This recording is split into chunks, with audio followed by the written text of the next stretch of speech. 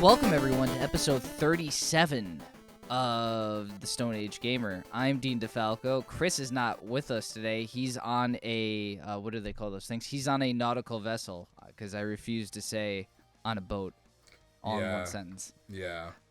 While he is on a lovely cruise down the Hudson River, which God knows why anyone would want to do. I don't know. I hope he falls in.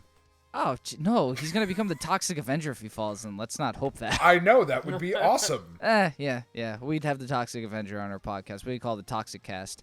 Anyway, with me tonight is Dan. Good evening. And Tiff. Hey.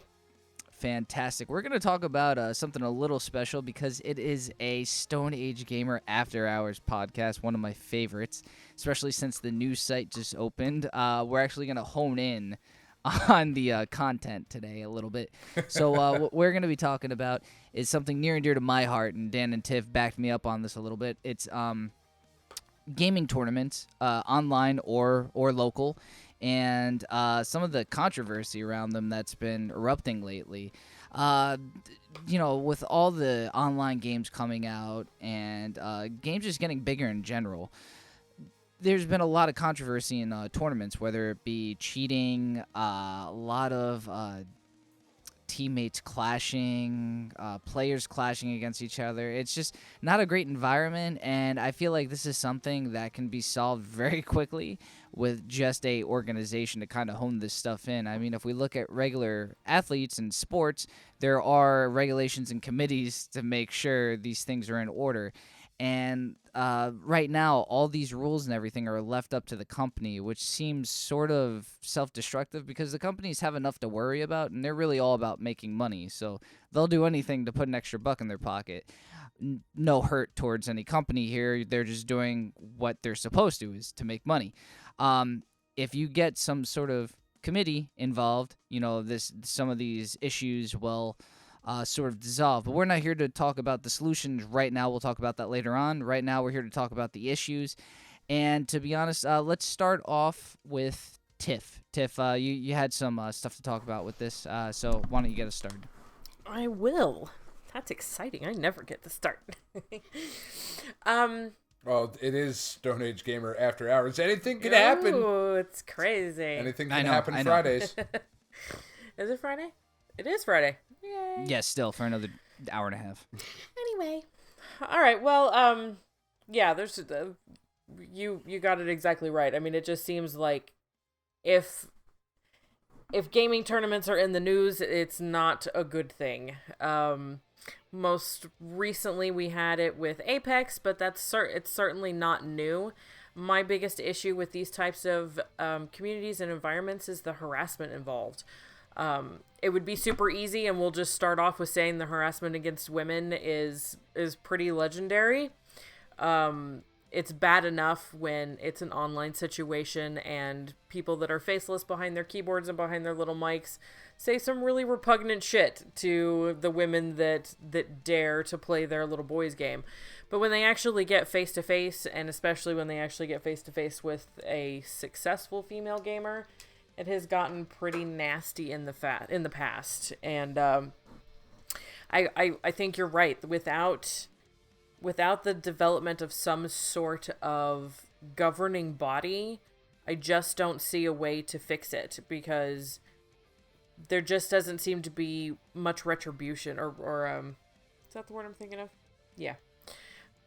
There just doesn't seem to be a lot of recourse, because even if one company says, okay, you are banned, we don't like your practices. Yes, I know that people have their specialties, but you can easily just go to another community and you change your username and everything's fine. The most recent, the biggest one that was just kind of an issue was Alex Strife with Apex. Co-founder of Apex, face of the organization, a very, very big part of that group, and suddenly and spontaneously, less than a month before Apex was set to begin, he's out of the company. And he's out of the company because of harassment. I don't know if everybody's aware of what's going on, and this isn't really about gossip or anything, but he has been known over the years to be particularly nasty to transgender individuals. in various forums, both on gaming and off gaming. I don't know what it is about him, but there was an issue there, a big time issue. And, props to Apex for actually stepping in and saying, we don't want to be a part of this, even though you were here from the beginning and you're kind of the face, we're still kicking you out because this just isn't okay. So that's very, very commendable on their part, but there's really nothing that says that Alex has to be out of the gaming tournament world completely. He really doesn't, because there's no overreaching governing body that says that he has to be out. Anybody that wants him can take him. Right, and you're right. That's part of the problem, is that there's no recourse for this. There's no real overall overseeing body that really covers this. And I'm not saying that he should be blacklisted, but there should be some sort of tutelage kind of shown to him or something. I feel like just kicking him out isn't enough. Maybe we're being I don't know. I don't feel we're being harsh here, but maybe to some people we are. But again, there's being unfair to transgenders, homosexuals. This doesn't matter. Being unfair to anyone like that is cruel. We're trying to make the world a better place, just equally for everyone, and doing stuff like that sets us back. We're not trying to take steps back, we're trying to take steps forward. And especially for us being gamers, I feel like there's stigma enough where that we face every day. Yeah, I was with just stuff gonna like say this. that. Like, I find it so interesting that this like geek culture and various genres within geek culture, how so many of us for so long faced judgment and being outcasts and things like that, and yet so many are so quick to place that vitriol against other groups. And I don't know if it's I have been picked on, so I get to pick on now. I think it might be a little bit of some power complexes, a little bit of in the real world, in your real life, you're a nerd and you get picked on and you get laughed at for as much time as you spend playing video games. And then you go into the video game world and you're a big man here. You're important. People listen when you have things to say, and you're better than other people. And I almost feel like it's Little Giant syndrome, Well, and Yeah, I get what you mean. There's a lot of it too that seems to be relatively game specific, and maybe I'm off the mark here, but they're like online RPGs have a stigma. There's tons of jokes that are made about them. Watch any episode of The Big Bang Theory, the most fucking popular show on television, and they make fun of that shit. However, World of Warcraft is separate from that. Like, I crack jokes about it, we crack jokes about it because it's silly and it's funny, and we tease our friends about it, but that's because we're friends and it's not really serious.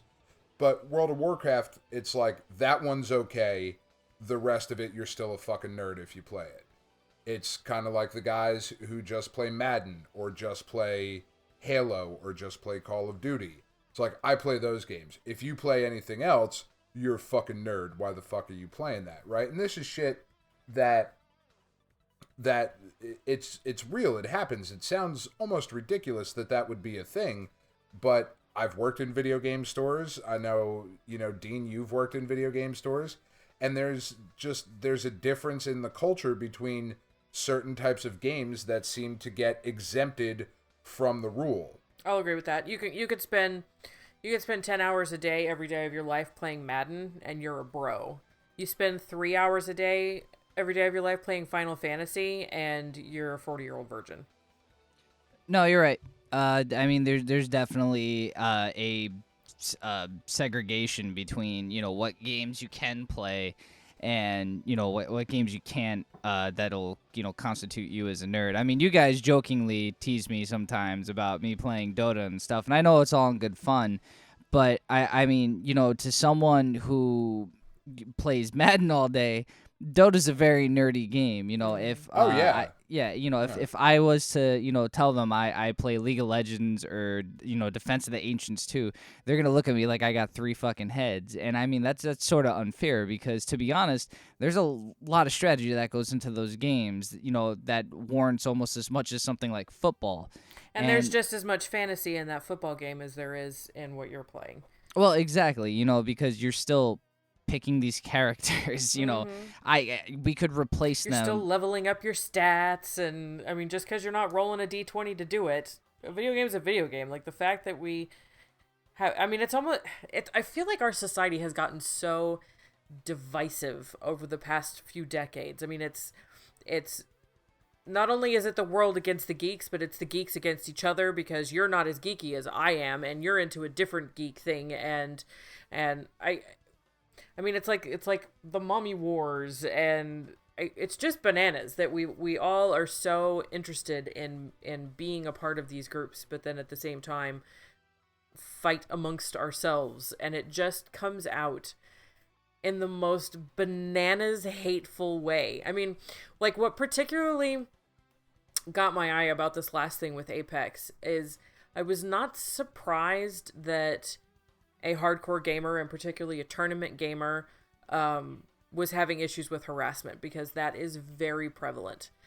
However, it did surprise me that the level of negativity in the harassment and the fact that it comes from the Smash Brothers community really surprised me, because he was being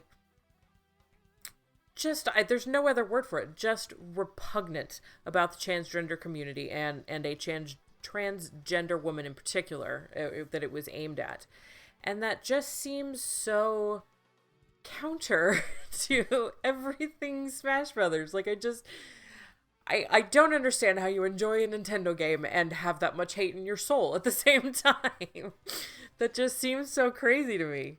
Well, I mean, to interject here for a second, the Zelda community is very, very grassroots and almost cult-like to an extent. I don't want to sort of make it, any less than it is, but there's a very select amount of people in that group, and, it's a very close-knit community for the people that show up to do those tournaments. It's the same people every time, So when a newcomer comes along, you have to break your way into that community. It's not a very friendly place to be, from what I've seen anyway. And I've seen videos and stuff, and I've heard interviews from girls, and it's some really atrocious stuff that I really don't want to repeat or get into because we have talked about it once or twice. And it's like I don't understand why this happens. I mean, it's not just the Smash Bros community, but again, it's a community that gets harsh light shined on it a lot of the times, because it's this very small community that came from nothing to something very quickly. And I mean, because of that, I think that the negative things that happen get shown very quickly because of that. Well, and another big problem, I think the reason why this is really coming to a head so much is because of the growing popularity of these tournaments. It's not just online anymore. A lot of these people that have these kind of trollish tendencies are real big men behind their keyboards and behind their microphones. And now all of a sudden, all of these trolls are in a room together face to face. And I think that that's really why it's blowing up, because it really used to could only go so far on a keyboard. But now that you actually have to deal with these people face to face, the fact that you said the things that you said online now make me fearful to be here in person. And that's a real shame, because I just think that there's only so much audience you can get from a purely online platform. So the fact that these tournaments are held face-to-face in real life, IRL, if you will, I think is really, really good for the industry, and it's really, really good for the communities. But this clashing is just out of control. Right. So, Yeah, I mean there is a lot of harassment in these communities. I mean, it even goes into team-based games. Just recently, something happened with League of Legends. There was a team called MYM, I believe. They're called Meet Your Maker, and their manager was coercing some of the players into staying by threatening them. And he was fired immediately after the higher ups finding out. And I mean that's terrible that you're making your players stay and play a game because only because you want them to. These kids are putting in massive amounts of time and effort into trying to become good at this game. And if they so choose to leave and have a different life, let them. You can't make them stay. And I feel that's just a very unethical approach to how a coach should be. Well, and that kind of leads right into what gets my goat about these things is it really comes down to there's really nothing other than it's just straight up exploitation. The League of Legends thing that you're talking about. I mean, we're talking about a kid who, at the time when he signed his contract to work for this team, his mom had to sign the contract because he was under 18. So I mean, we're talking about fucking kids here. I remember. Whoa. Nobody's talking about fucking kids. Correct. Right, I know that this is an after hours episode, but there are lines.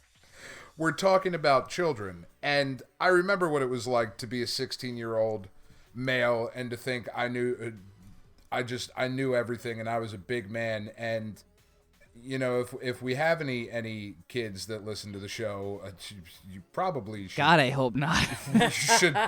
you should really have a talk with your parents about where they've fucking come off the rails in a big bad way. But really, they're kids, man. And this guy, the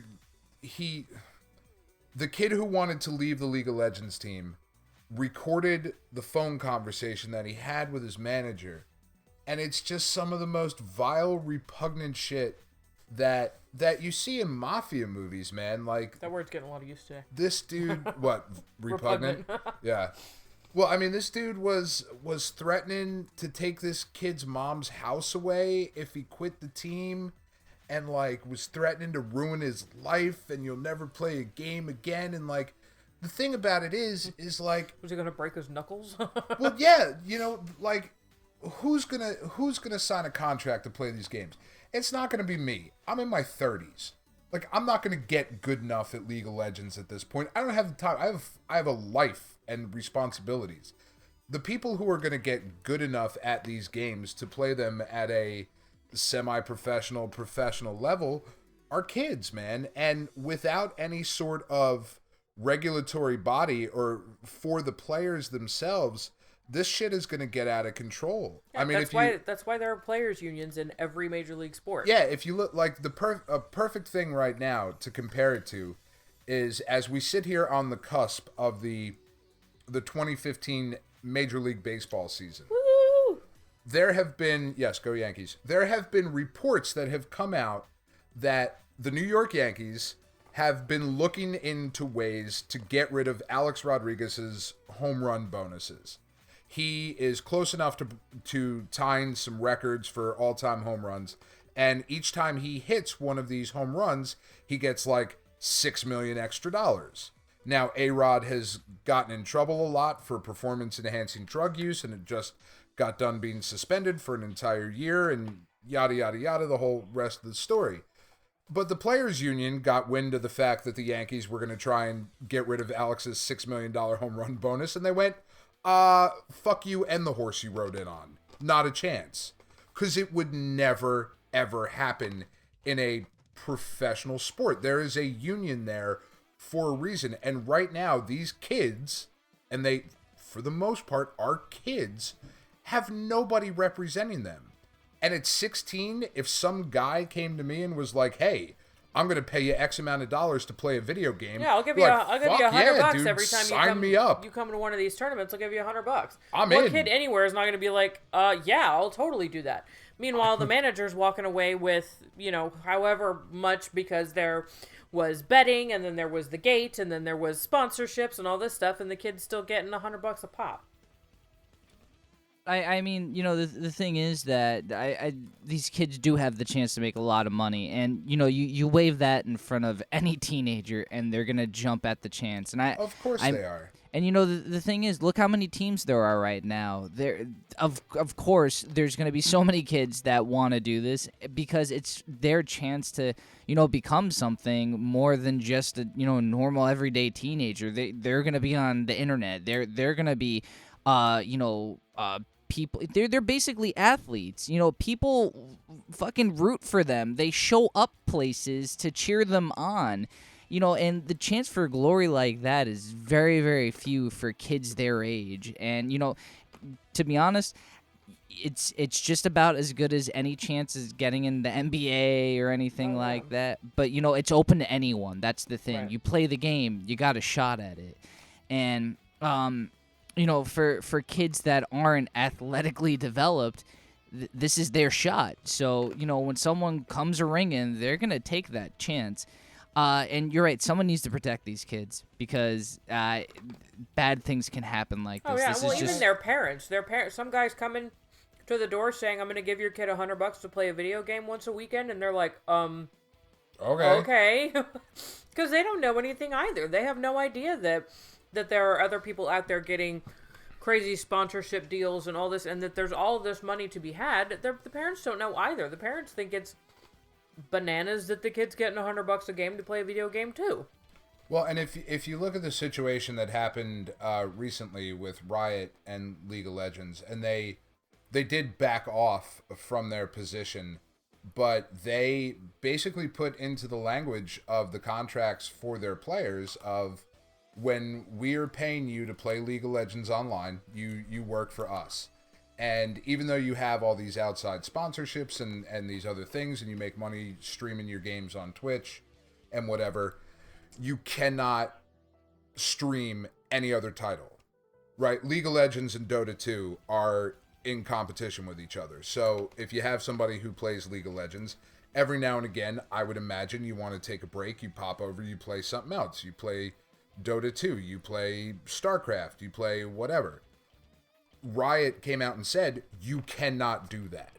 If you work for us, you cannot do that. And the backlash in the community was crazy. They were like, well, you're taking away our money. Why would you do that? What's going on? And eventually Riot backed down. But Riot only backed down for now. That is a thing that is coming. And they're basically, again, it comes down to exploitation. I'm coming in and telling you that you can't do this thing, and I'm controlling what you're doing, basically. Now, again, that happens with professional athletes, too. A running back on a football team, in his contract, has language that says you can't ride a motorcycle because if you ruin your legs, you have no value to us. However, that's that running back is making a fuck ton more money than a 16-year-old kid. So and that's there is thing. Some. We're not. Well, we're not saying that. If you, I'm sorry, I'm talking with a mouthful. There is some precedent for those sorts of things of your employer putting in language saying you cannot do a certain thing.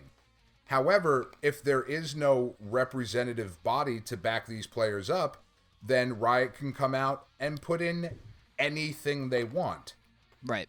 Having a contract that protects the asset is a little different than saying nobody is saying that these kids are going to get hurt playing a different video game. No, but that is protecting their asset, because what they're saying is that if I am paying you to play League of Legends, and for part of the time that you're streaming while you're employed with me, you were playing Dota, you were promoting Dota, therefore you are hurting the asset that is League of Legends. It is a relatively similar thing, but the problem, again, is that there's no one there to stop Riot or to stop Valve. And these companies are certainly not viewed like EA and Zynga and some of the other big evil corporations, but they're still they're corporations. They're trying to make money. That is eventually what is coming, man. Like they can do whatever they want, and these kids are pretty much at their mercy, because what else are you going to go do? I disagree. I disagree. I think that what is coming is a players' union. It's going to have to come from the players, and it's going to have to require a lot of cooperation, which they're not necessarily known for doing, but that's what I think is coming. The same way that there became a players' union in every other sport. And you have to get enough of them to say, we're not going to do this anymore unless we have representation. I mean, I guess the real obstacle at that point is trying to unite it over all these games, right? Because, there's going to be different stipulations for every single game, and there are a lot of fucking games out there that these kids are playing nowadays. I mean, we talked about two main ones right now. We mentioned League of Legends, we slightly mentioned Dota, and we mentioned Smash Bros. So, I mean, 3 games if you want to talk about it. That's 3 out of, like, an ocean of competitive games. Off the top of my head, Smite, Dota 2, Heroes of the Storm, Hearthstone, Street Fighter, Mortal Kombat, Tekken, fucking StarCraft, man. World of Warcraft has a competitive scene. Counter-Strike. Yeah, there's all kinds of stuff. That's 10 games we named, really, without even trying, so... that's 10 games we can name, and I have not watched even 30 seconds of a competitive thing. Right. Like, this is not a scene that I am a part of. It's not even really something that I'm interested in. Like, as far as to be a participant in it, like, it's, I played in Street Fighter tournaments when I was a kid, but it's just because I thought I was badass at Street Fighter, and this was at, like, local game stores and whatever. Never anything beyond that. But yeah, you can have competition for anything, and they're going to. Yeah, and it's only going to get bigger, and that's why there should be a governing body for this. However, let's take a break for a minute or two, and we'll get right back into this after this break. So sit tight.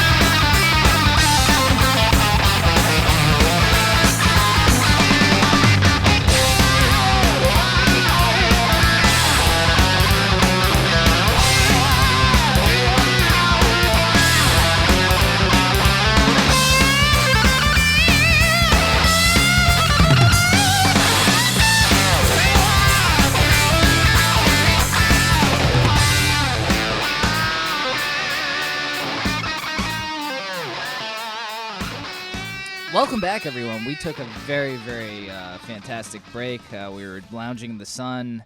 There were cruise ships and stuff. Fuck it. We weren't doing any of that. We were just talking about video games some more. That's right. We just continued to talk about our topic and then went, fuck, we should just wait a minute. You know, we don't do the break thing very well. Without Chris, it's sort of difficult. It's anarchy. Yeah, he's sort of our conductor of sorts. And with me, I don't give enough fucks to really like guide this thing down a straight and narrow path. Unfortunately, we're gonna go into the dark woods and get ourselves killed with me at the helm. So let's get back into this. Speaking of, my favorite meme I think of all time is the Obi-Wan Kenobi, Anakin Skywalker, where they are outside the spaceship and he is like gesturing off to the side and it says, "Look at all the fucks I don't give, Anakin. Look at them." It's fucking great. I love it. Everything about it. That's gonna be the cover for this fucking podcast episode. Is that our episode title? Looks at all the fuck I don't give. Exactly. Anakin. Exactly. I said looks at all the fuck. Yeah, you fucked up your. I'm so tired. Your pluralization there. So tired. It's ridiculous. I'm not even drunk. I'm a little drunk. All right. I'm very drunk, so I know. Great. Tequila is great. It's warm in my room too, so it's like I'm actually on the beach. Are you getting the tequila sweats yet? Those are the fucking worst. Yeah, a little bit, man. It's not fun, but No. I mean, I'll manage through. We're about halfway through the podcast. That's all right. So the next thing we wanted to talk about real quick, which is sort of the topic I wanted to bring up, was betting in gaming, which has become a very, very large thing almost overnight. I mean, given probably last year, there was maybe a site at most where you can bet legitimate money on these video game matches. And now it's become a thing where there's multiple sites, even sports websites, I was told during the break, have gaming sections where you can actually choose the game you want and then go onto the teams and bet in them. Yeah, it'll give you odds. There's a spread. It's very bizarre. Not to give people an outlet to bet to, but what was the website again? It's Pinnacle Sports, which is it's kind a very of one of the large big one. ones, and they do. They have StarCraft 2, Dota 2, League of Legends. Hearthstone looks like it's under construction, and then they have Counter-Strike Global Offensive, and like there's a whole calendar of events. You can see the odds. Like it's bananas. Now This is where things come off the rails, man. When you start using other people's money, like not just prizes that the companies are giving out, but when you start getting other people's money, because like people are fucking pariahs, man. And if they think there's money to be made, Pariahs? yeah, Piranhas? pariahs. Do you know what a pariah is? Yes, Apparently you don't. I do. Okay. When they think that there's money to be made, like they will start jumping into shit, and this is something that I don't know if these companies really want to get themselves involved with. Yeah, you're opening this up to betting and you have no regulatory body. Well, I mean, to be honest, I don't think the companies want their game to be bet on. This goes outside their jurisdiction to an extent. There's third-party sites that are allowing this, and anything short of getting a lawyer involved and having these websites shut down, at least their section for that game shut down, there's really not much they could do. And I mean, do they want to spend that sort of money to have that happen? Not really. And I mean, it's not terrible publicity either.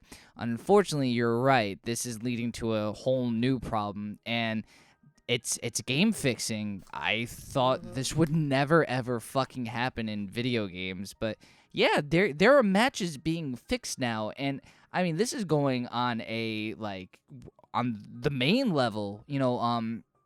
I think it was last year, or maybe not even last year, maybe even a few months ago. Technically last year. There was a Chinese team who fixed a match so that their manager, who was betting on the match, came out on top. So they threw the match specifically so that their manager can make an extra buck off it, which is, I mean, that's fucking terrible. I really can't even begin to describe how awful I feel at that. You're trying to give your best for these people that are, really cheering for you and, want you to win, and you're throwing it for a couple extra bucks that not even you're getting. Like, your manager's gonna throw you maybe an extra $100 on your paycheck because he made like $6,000.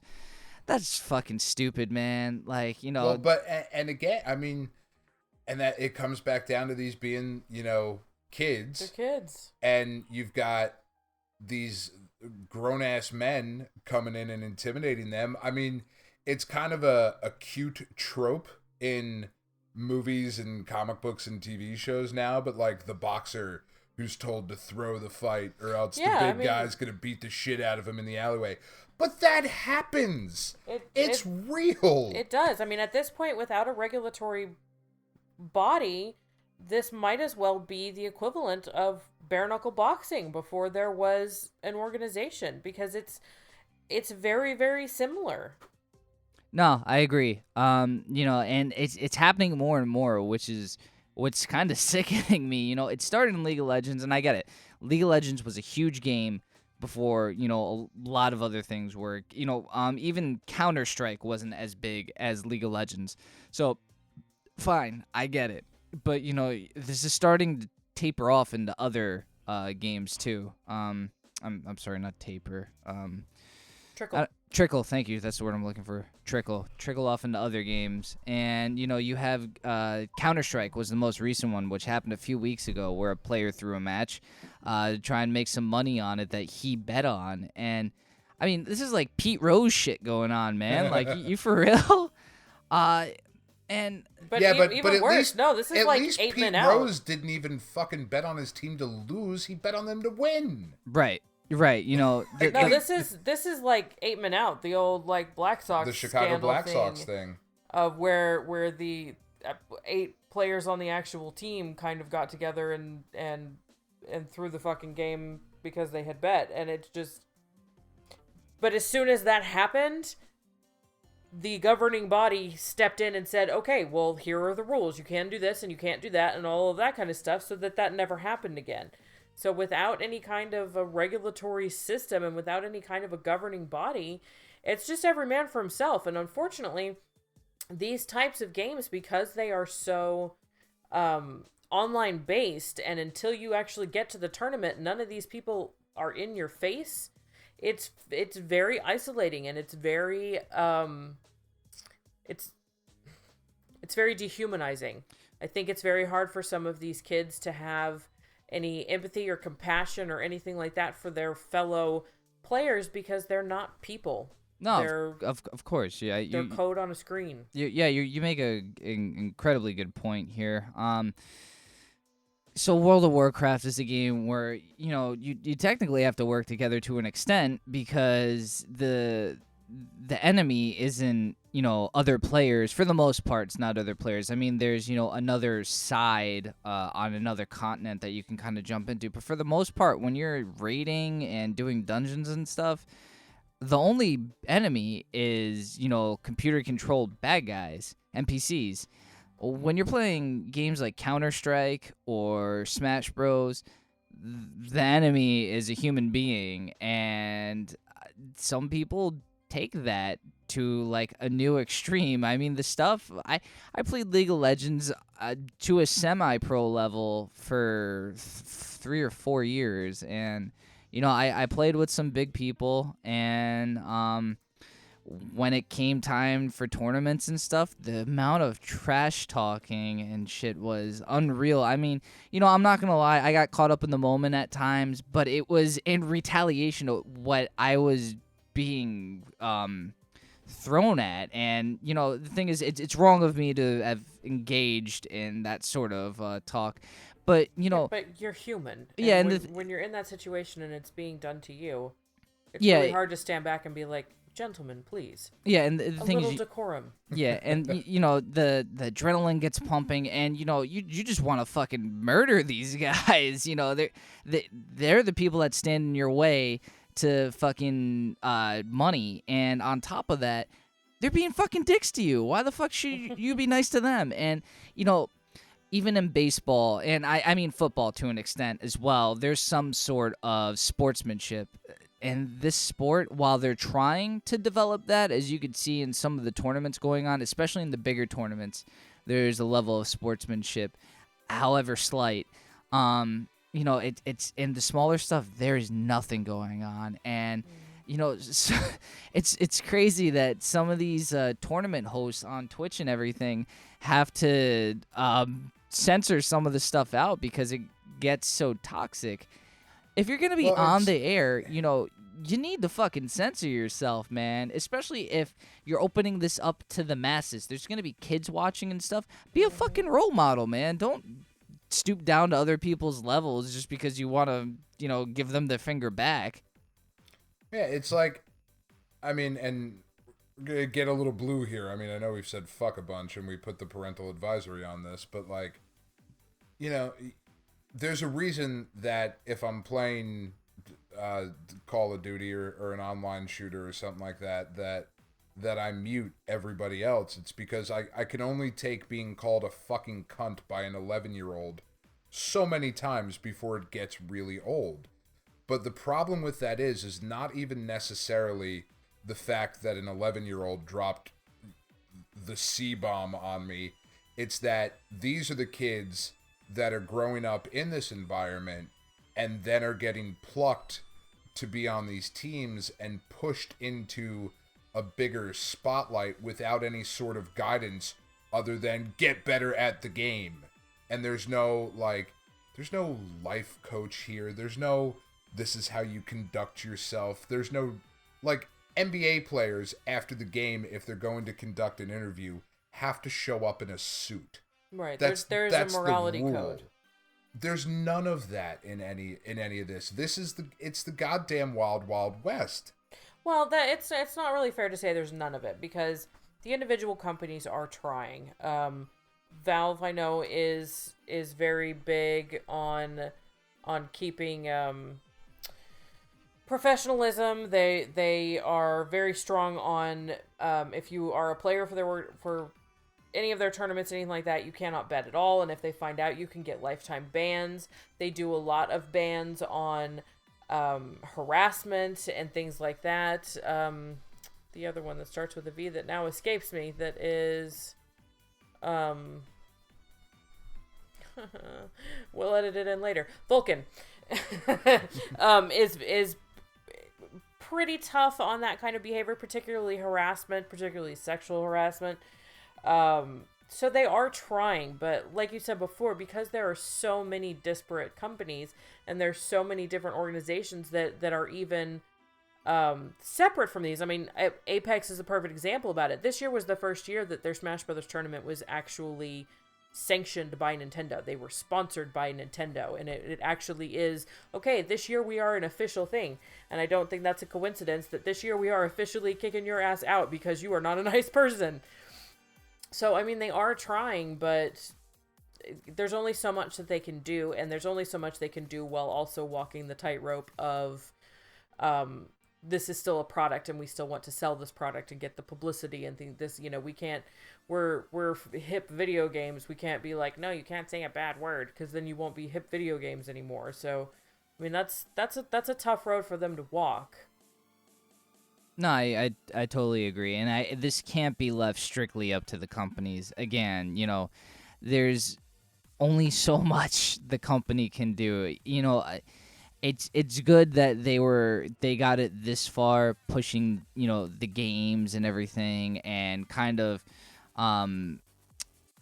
what's the word I'm looking for? Encouraging this community to try and become more than just an online game, which didn't happen before. I mean, if you look at Counter-Strike and League of Legends, rewind 6 years ago, there was none of this shit going on, man. There was no Twitch, there was no tournaments, there was no nothing. This wasn't a fucking thing.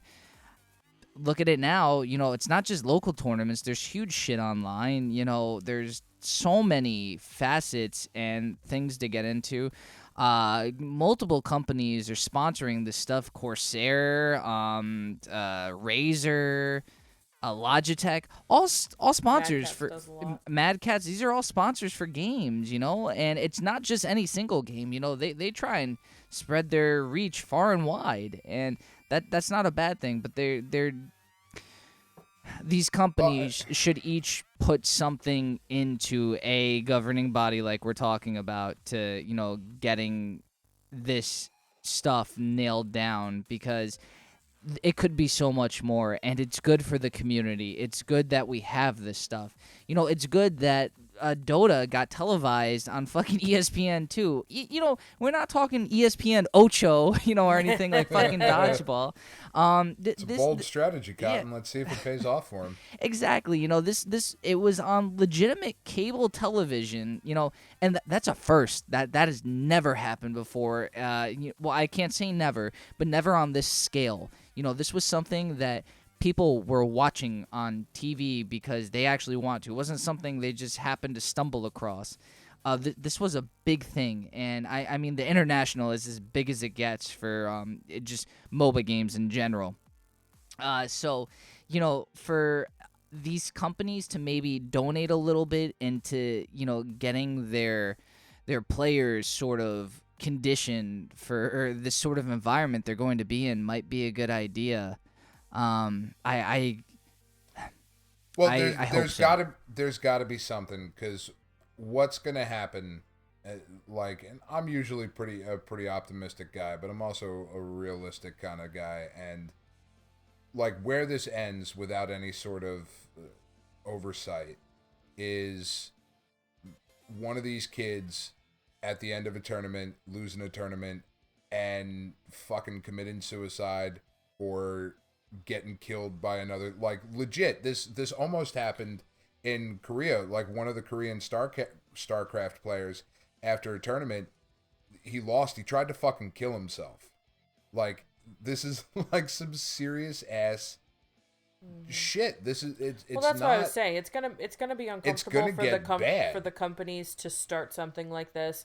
There's gonna be a lot of battles. There's gonna be some money lost, and that's never an easy thing to do. But if they don't get it together and form some sort of a union, it's just gonna collapse under its own weight. It really is, because it really will only take one highly publicized thing like that to demolish all of this. I think at this stage in the game, it is poised to maybe become something really real, and it is poised to become something permanent. Obviously, it's probably never going to be along the lines of MLB or football or anything like that, but it could really legitimize itself. But at this stage, it is still so new and so shaky, and there's still so many people that are like, wait, what is this?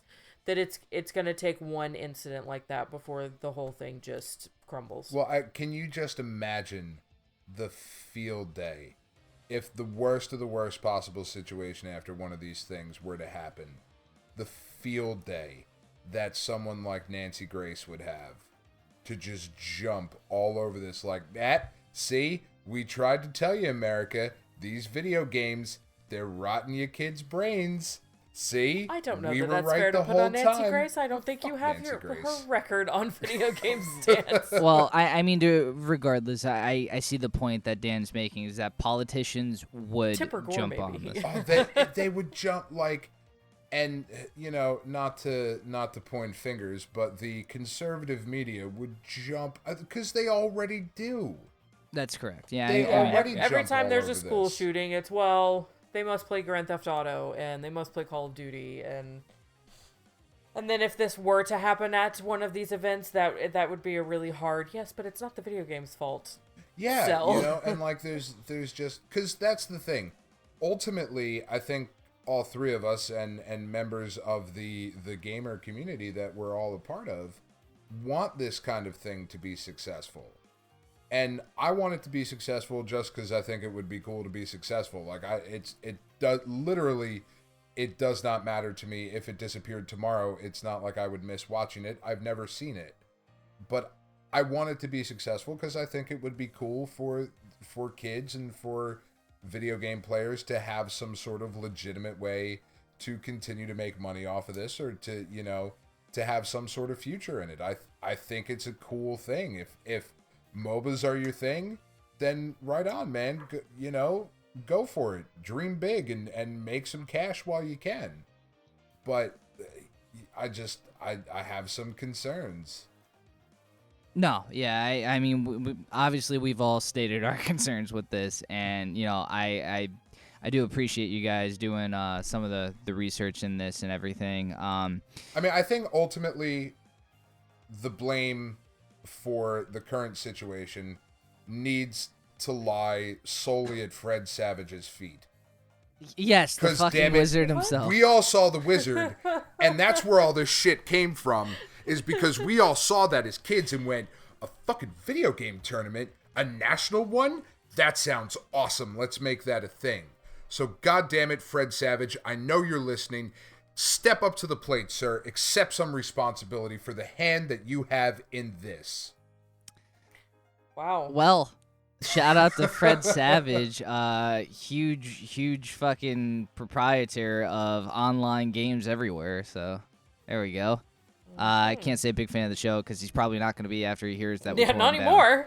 He No, was. You know what? Fred Savage needs some truth. He needs some truth in his life.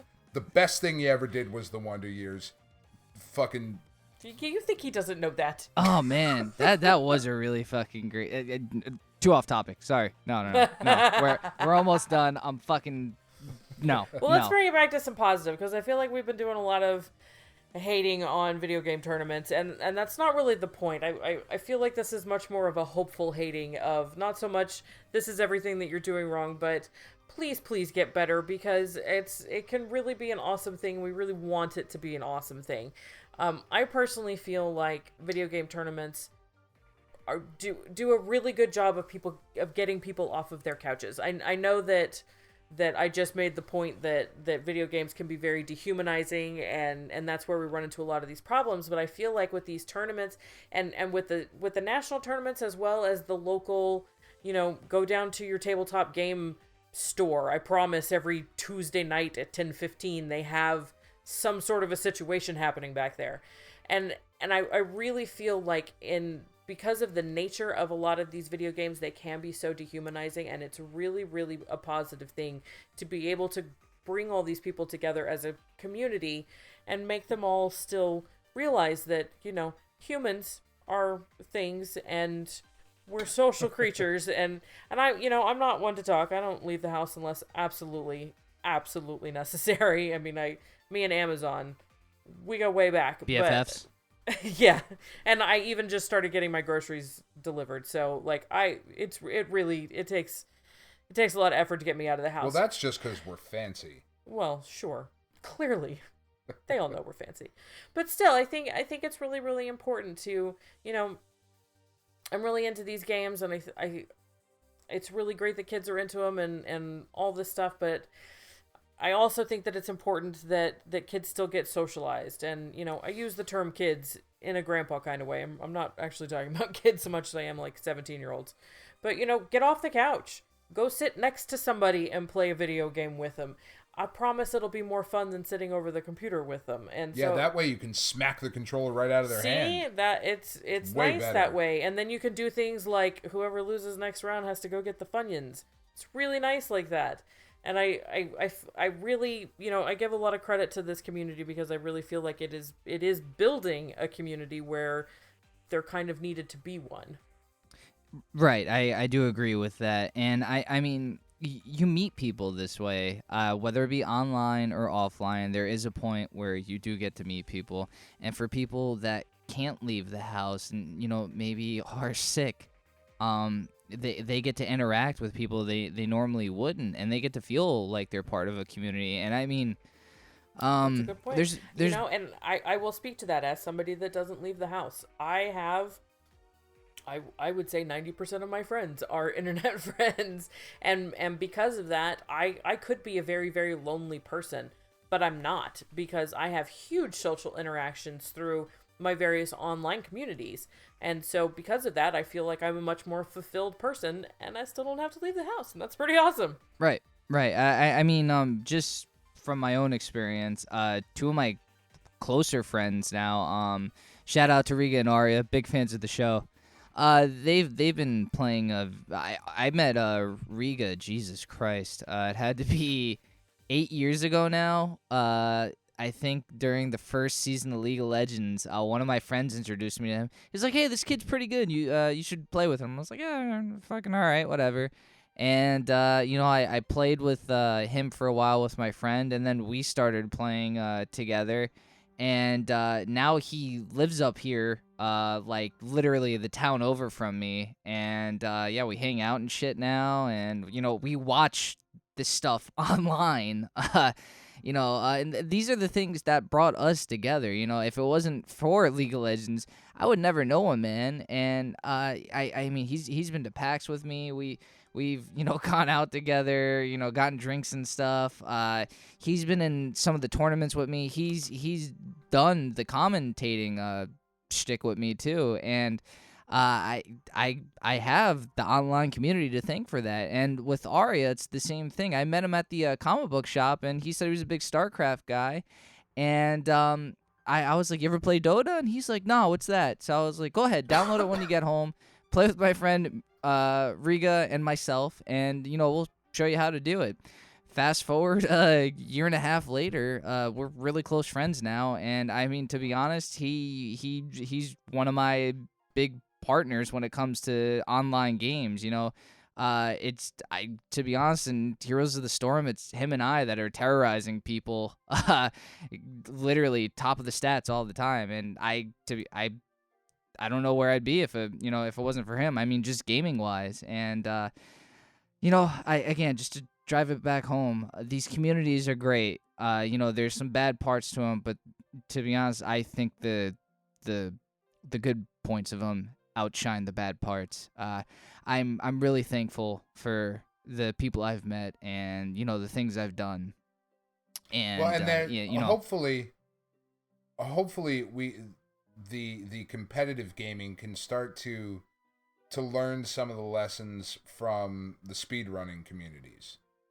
The speedrunning communities are competitive in and of themselves, but because there's not a shit ton of money involved in the speedrunning, there tends to be a lot more friendliness among them of like, "Hey, I just set the record in this game. See if you can beat my score. Here's what I did. Here's the exploit I learned. Here's what I figured out." Because they're taking these older games a lot of the time and breaking them. Basically, they're finding exploits and ways to get through a game, ways to get through, what is it, Majora's Mask in 6 minutes or some nonsense. Why would you do that? Why would you do that? All these that really hurts crazy my feelings. things. But earlier this year, the Games Done Quick marathon that went on raised money for Doctors Without Borders and the Prevent Cancer Foundation. So you had a bunch of guys getting together, guys and girls playing competitively to try and beat each other's times in these games, but the money that was raised went to really good causes. And they weren't calling each other pussies. And they weren't calling each other, just this incredibly hurtful and hateful shit. There's a lot of joy in speed running and breaking records and that sort of thing. And obviously a lot of it has to do with the fact that in MOBAs and FPSs and whatnot, my object is to kill the other person. Yeah, it is me against you, whereas things like speedrunning is me against the code. It's both of us game. Against the clock or whatever. But to learn from that community, and it's not to say the speedrunning community is perfect either. There are plenty of people who are like, "I set the world record in this thing. I'm not gonna fucking tell you how I did it." It's like, whatever. But you will find a lot of guys who just search on YouTube how to break the record in this game, and these guys post their videos of, "This is what I did. Check it out. It's fun. Try it." So there is a lot of positives out there, and it should be a really awesome thing. Because let's be honest here, kids, they're video games. None of this shit is real. Like, don't take it so seriously. Well, that's both dismissive and at the same time it can be said it's football. But it's not. It's baseball. I know. I feel that way about all of this stuff. Like, relax a little bit. It should be fun. It's not me being dismissive, right? I am not the type of person that would ever say don't do a thing because it's fucking stupid, or like I write for our website, and you can check out the articles weekly of why I love wrestling, not why am I better than you because I like a thing that you don't, or you only like John Cena, you're an asshole, you should like this guy. Why is that not an article yet? What, you only like John Cena, you asshole? Yeah. That actually might be an article. Great. You know, cool. but I love a guy like Shinsuke Nakamura. And I want other people to like it too. And that's the type of community we should have. This thing is awesome. Here's why you can dig it too. Here's why you should check it out. No, You're an yeah, asshole. I agree, Dan. You know, you make a fair point, and you know, again, we'll drive it home one more time. There's good in this community. We're not just hating on it to hate on it because we want to see it get better. We want to see it become something where it can break the barrier between this is just a nerdy thing that, you know, geeks are into to everyone's watching it. It's on at bars. You can watch it at home when you just turn on the TV. You know, it's on ESPN and shit, for God's sakes. You know, those are the type of things we want to see come out of this this community. But it's going to take work. And that's the point we're trying to make, is without the work put in, this could fade away very quickly, and we don't want to see it fade away. Be better people. Be nicer. Is really what it comes down to. I know this isn't our normal fare of silliness and shit, but I guess we picked a serious topic. And, yeah, we dropped the serious bomb on you guys for a night. But it's after hours, so fuck you. We'll do what we want. Chris isn't here. Chris can't tell us to have fun, damn it. Actually, I think Chris will be impressed. We kept that pretty pretty together. I don't think he's gonna make it back from the boat. So Yeah, for the fuck what he thinks. He'll be dead in an hour or two. Titanic and shit. in honor of Chris's memory, guys, be nicer to each other. Chris would have wanted it that way. Yes. DFTBA. Exactly, DFTBA. Wow, way to work that in there. John and Hank Green do not need our help. We need their help. Yeah, that's true. We do need their help. Can they like our Facebook? But maybe Yeah, if I seriously. say DFTBA, they will help. Hashtag DFTBA. Yeah, I'll put that in I the don't think show hashtags notes. work verbally. Hashtag Fault in Our Stars. Okay, well, all of your cynicism and your money grubbing aside, it's just kind of a nice sentiment, and I like it. I know. Not a problem. Not a problem. Okay. Be excellent to each other. Okay, be excellent to each other. I'm down with the Bill and Ted too. Ah, I like it. I like it. That made me happy. All right, guys. Let's wrap this up. I'm not gonna do the whole spiel this time. I'm gonna leave it up to Tiffany. You know what? I'd love to, but I feel like she's gonna freeze on the spot and say no. No, she's gonna I do don't. great. She's I don't gonna freeze kill on it. the spot. All right. Everyone knows what's up. If you like what you heard now, check out the show notes. All of the links to everything that we've been talking about in there, along with links to other things on the site. We got lots of stuff. No matter what your geek is, come and check it out. And you didn't want to be the host, See, I told you she could do it. Tiff. I'm surprised in you. All right. Wait. No, you are surprised in my wife, Dean. Well, no, because that's what you said. I am surprised in you. What the fuck? No, this podcast has just taken a turn. I'm surprised for you, at you. I don't know. What the hell's the fucking term? I'm with you? drunk. Leave me alone. I am surprised by you. By There we you. go. Whatever. That was an excellent participle. Thank you. How dare you be surprised in my wife, Oh, Dean? I'm surprised you're in my wife too. Excuse me. well, I think Tiff would be surprised too. I think everyone it's- would be surprised. It's in our this anniversary situation. tomorrow. I can make jokes. It is our anniversary tomorrow. Well, happy anniversary, guys. 10 years. 10 years? Now remember, guys, I'm not gonna cut that part out. So I want know. everyone. No, I'm not talking to you guys. You guys go fuck yourselves. I want everyone to wish Dan and Tiff a happy fucking anniversary on our Facebook, Twitter, whatever, wherever you fucking want to do social media. If you want to comment below and then below the show notes, do it. I want to get emails. I want to hear happy anniversary from everyone. So with that, Thank you guys for listening to the podcast. We really appreciate it. Chris will be back next week to kind of rein us back in so we don't talk about serious shit all the time because we're just goofy motherfuckers. We can't do this all the time. With that, have a good night, and we'll see you next time. Bye.